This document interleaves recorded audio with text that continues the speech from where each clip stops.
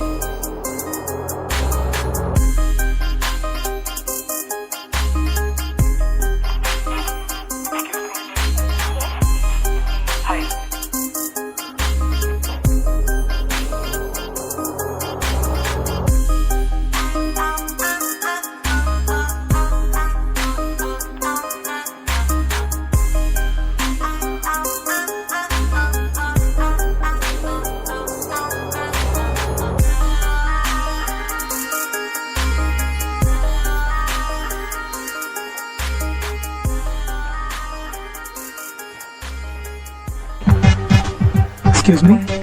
Yes. Hi. Hi.